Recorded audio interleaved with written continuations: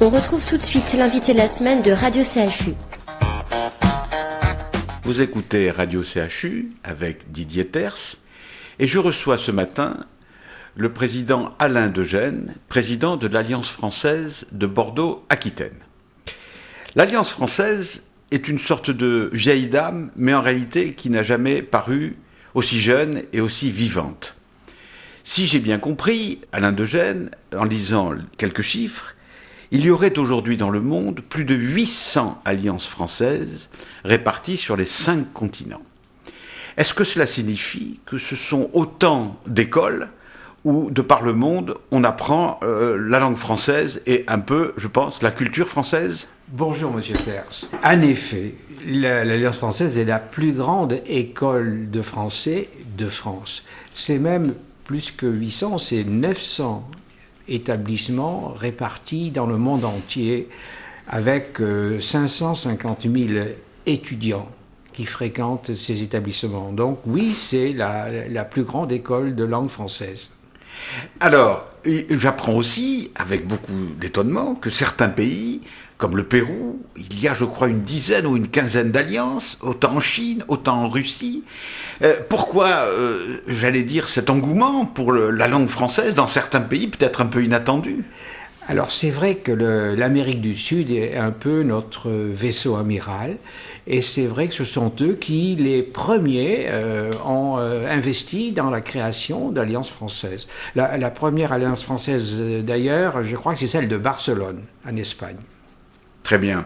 Alors d'où vient, en fin de compte, l'Alliance française ? Donc nous savons qu'elle a été créée au XIXe siècle. Est-ce que c'est le Second Empire qui a déclaré ça ? Est-ce que ce sont des intellectuels parisiens qui ont trouvé qu'il fallait répandre l'usage du français, qui était déjà bien établi dans le monde ?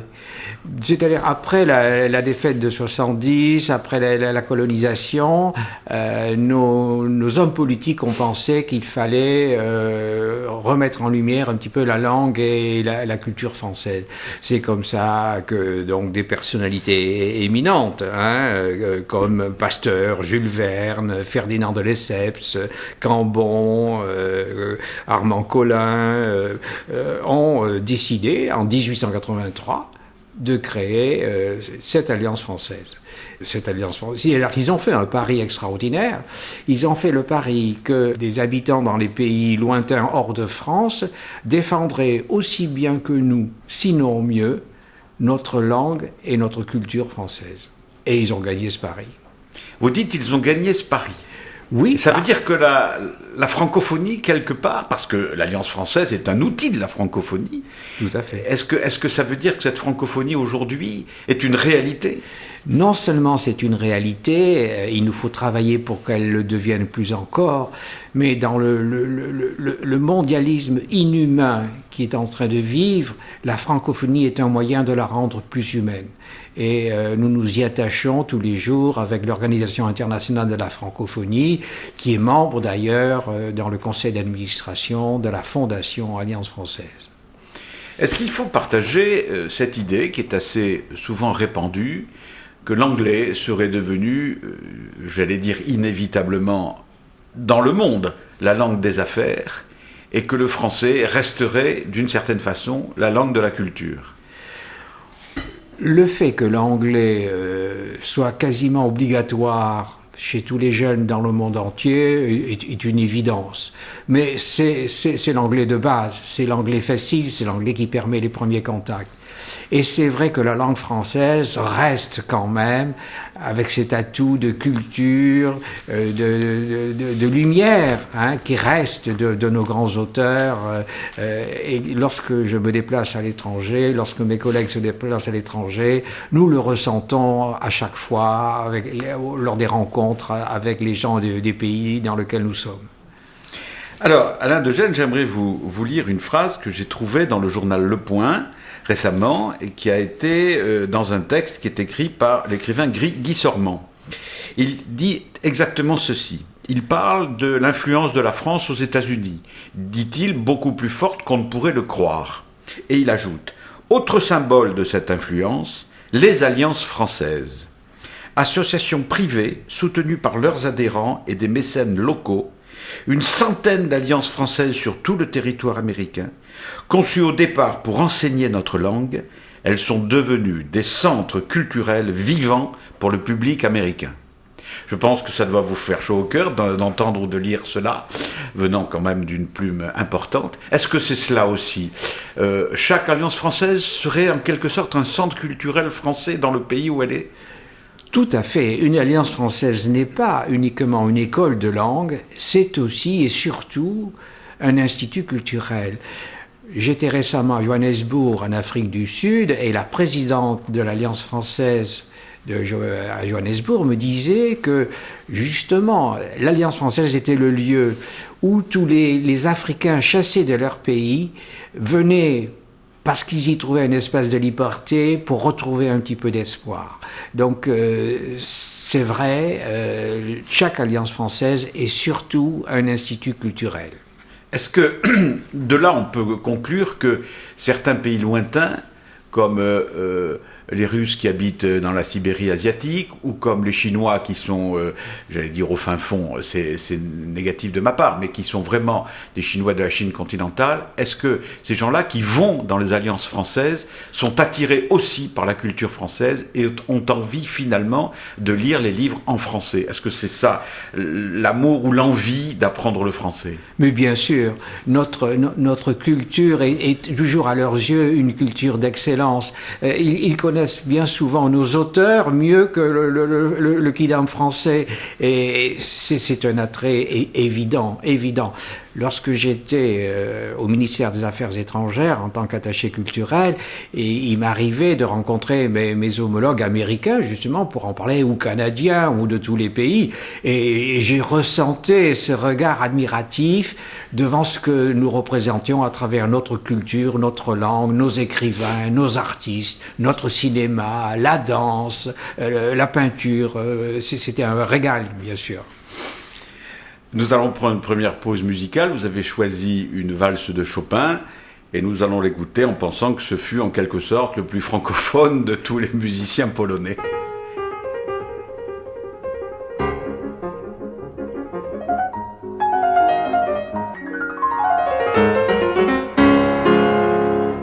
Toujours sur Radio CHU, nous poursuivons notre entretien avec Alain de Gênes, président de l'Alliance française de Bordeaux-Aquitaine. Nous avons évoqué, Alain de Gênes, la présence très forte des alliances françaises dans le monde. Vous nous disiez 900 centres à la fois linguistiques et culturels pour la francophonie en quelque sorte. Nous allons peut-être maintenant voir un peu plus près ce qui se passe en Europe, surtout en France et bien entendu à Bordeaux. Est-ce que c'est la même chose, une alliance française en France et une alliance française à Stockholm ou à Pékin ou à Lima ? C'est pas tout à fait la même chose ? Alors, c'est pas tout à fait la même chose, et c'est la même chose. C'est pas tout à fait la même chose. Pourquoi ? Parce que chaque alliance française fonctionne sur le statut du pays dans lequel elle est. En fait, seules les alliances françaises de France sont françaises de ce point de vue-là.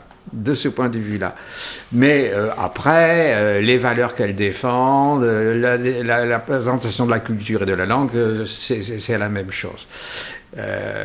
J'aimerais aussi au passage une valeur fondamentale qui a été posée comme pierre de fondation au départ. C'est une définition qui me plaît beaucoup d'ailleurs. L'Alliance française, c'est une libre association d'hommes et de femmes libres. Ça me plaît beaucoup. Il y a aussi une autre définition de nos amis brésiliens.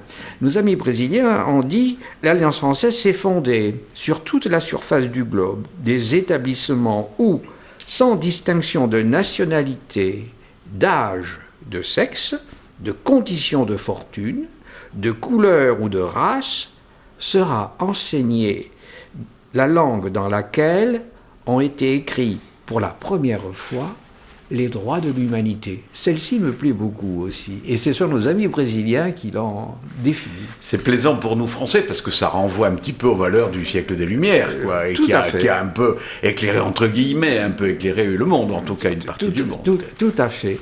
Alors, pour revenir à votre question sur la géographie de l'Alliance française En Europe, par exemple, 253 alliances françaises en Europe, dans 33 pays, 28 000 étudiants qui viennent en France. C'est quand même un réseau très important. Au niveau européen, alors il y a en France, il y a 27 alliances françaises, ce que souvent les Français ne savent pas. Oui, c'est en fait quelque chose qui n'est pas très bien connu, à croire qu'elle est moins connue dans son pays d'origine que dans certains pays étrangers. C'est très vrai. Sur ces 27 alliances françaises, il y en a 20 qui sont dites enseignantes, c'est-à-dire qui reçoivent des étudiants, et 7 qui sont dites culturelles, c'est-à-dire qui ont tout au long de l'année une programmation culturelle, qui font venir des artistes francophones, qui illustrent aussi, à travers ces artistes francophones, la culture et la langue française. Et actuellement, je suis depuis peu administrateur de la Fondation Alliance Française, mais j'étais président de ces Alliances Françaises de France. Il y en a 20. Alors 20 enseignantes et 7 culturelles. Voilà. Expliquez-nous bien la différence, parce que alors nous allons après parler de celle de Bordeaux, qui est une alliance tout à fait enseignante, avec d'ailleurs des milliers d'étudiants, mais une alliance culturelle, ça veut dire quoi? Ça veut dire organisation de manifestations, de concours d'exposition, voilà, de concerts? Alors, comme je le disais tout à l'heure, chaque alliance, même enseignante, est aussi un institut culturel. Donc, le travail consiste, en France comme à l'étranger, à faire venir des représentants de notre culture la plus prestigieuse. Alors ça peut être la danse, ça peut être la chanson, ça peut être la peinture, ça peut être l'architecture. Donc chaque alliance française fait en sorte d'inviter des personnalités. Écoutez, j'ai découvert que, je crois c'est en Asie, récemment, une alliance française a invité même Charles Aznavour, qui est venu. Donc vous voyez, j'étais content de voir que même à son âge, il se déplace encore pour montrer... Il n'y a pas si longtemps que la Comédie Française elle-même partait en tournée à l'étranger dans les alliances françaises. Tout à fait. Et faisait des représentations dans le monde entier avec en priorité le public de l'Alliance française, puisque les étudiants en principe de l'Alliance française, où qu'ils soient en Chine ou au Pérou, parlent un peu le français, sinon très bien. Tout à fait. Des compagnies de danse complètes qui se déplacent, des chanteurs. Mais récemment, à Paris, à l'Alliance française de Paris, au boulevard Raspail, nous avons un théâtre magnifique. Et dans ce théâtre ont lieu des manifestations culturelles très importantes. Radio France, par exemple, Le Masque et la Plume est enregistré ou se tient de temps en temps dans notre théâtre. Boulevard Raspail, d'autres émissions aussi de Radio France vont prendre place maintenant dans le théâtre de l'Alliance française de Paris et Île-de-France. Vous nous parlez donc de ces manifestations culturelles, on va revenir tout à l'heure à l'enseignement. Ces manifestations culturelles ont un coût, et donc il faut pour cela un budget. Si on n'a pas d'étudiants qui viennent et qui payent pour qu'on leur enseigne le français, c'est plus difficile. Le budget, est-ce que l'État, à ce moment-là, je suppose le ministère, je ne sais pas, des Affaires étrangères par exemple, pourvoit certaines subventions? Alors, la grande force de chaque alliance française, que ce soit en France ou à l'étranger, c'est qu'elle s'autofinance à plus de 90%. L'État, par le biais du ministère des Affaires étrangères, vient en aide uniquement soit pour mettre à disposition du personnel qualifié, détaché, des professeurs, soit pour aider la modernisation de l'école ou de l'institut. Le budget du ministère des Affaires étrangères, plus de 2 millions d'euros, pour justement aider en personnel, en formation de ce personnel et en modernisation des établissements. Avec toujours le souci d'excellence. Il y a une charte de l'Alliance française, il faut que chaque établissement remplisse les conditions de cette charte. Ceci est très important pour la qualité par rapport à la concurrence. On parlait de la France, il y a 300 établissements qui enseignent le français langue étrangère. Les alliances françaises reçoivent à peu près le quart des 300 et quelques mille étudiants qui viennent en France chaque année. Oui, c'est déjà pas mal. Alors justement, venons-en. Ces étudiants viennent aussi à Bordeaux. L'Alliance française de Bordeaux-Aquitaine donc est une des premières, je crois, de France, en tout cas après Paris, bien sûr, et reçoit, je crois, de l'ordre de 1800 ou 1900 étudiants par an qui viennent de partout. Alors, et d'où en particulier? Vous m'avez dit qu'il y avait des Chinois. Alors, il y a presque 100 nationalités différentes qui fréquentent l'Alliance française de Bordeaux-Aquitaine. Moi, je prends un réel plaisir au moment du café à 10h en intercours. Je fais la queue avec mes étudiants et je parle avec des jeunes du Brésil, de Sao Paulo, d'Australie, du Québec, de l'Asie.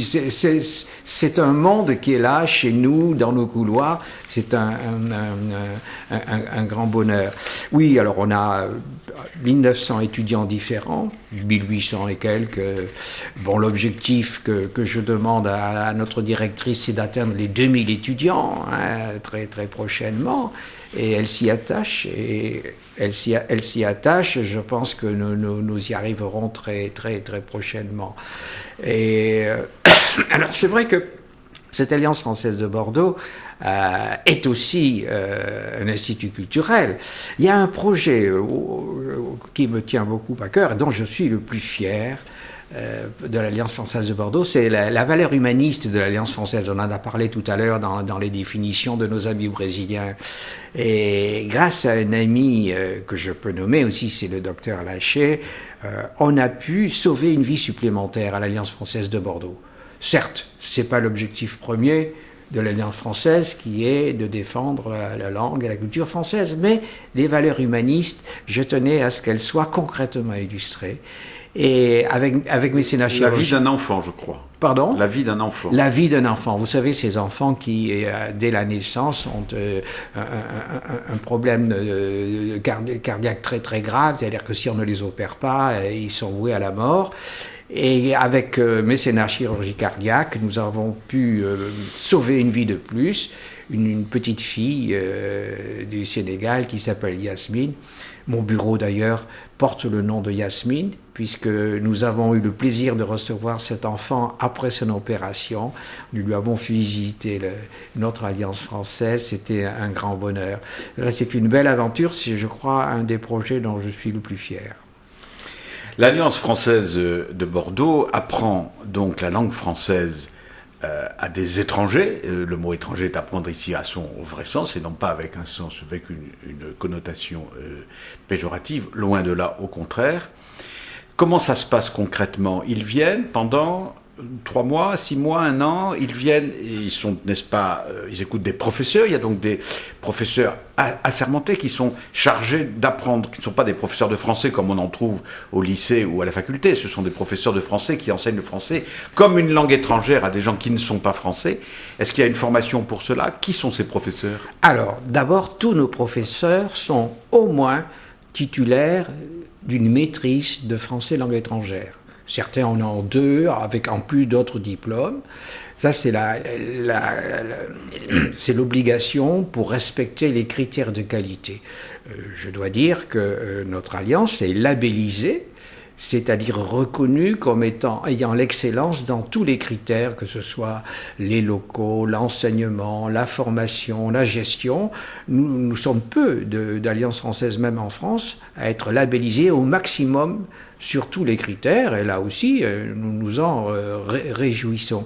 Donc d'abord, il y a 7 professeurs titulaires de cette maîtrise qui enseignent couramment, et puis en fonction du nombre d'inscriptions, il y a des autres professeurs qui viennent, qui ont fait appel. C'est comme cela qu'à partir du mois de juin-juillet, on a une vingtaine de professeurs dans la maison, parce que nous avons une antenne de l'Alliance française à Biarritz. Nos locaux ne sont plus suffisants, nos 13 salles de cours sont complètes, nous sommes obligés de louer des locaux, soit à l'Institut Cervantes, soit au Goethe-Institut. Donc, au mois de juin, juillet, août, l'Alliance française de Bordeaux est une ruche. Oui, parce qu'en fait, c'est l'été qu'il y a le plus de monde. C'est l'été qu'il y a le plus de monde.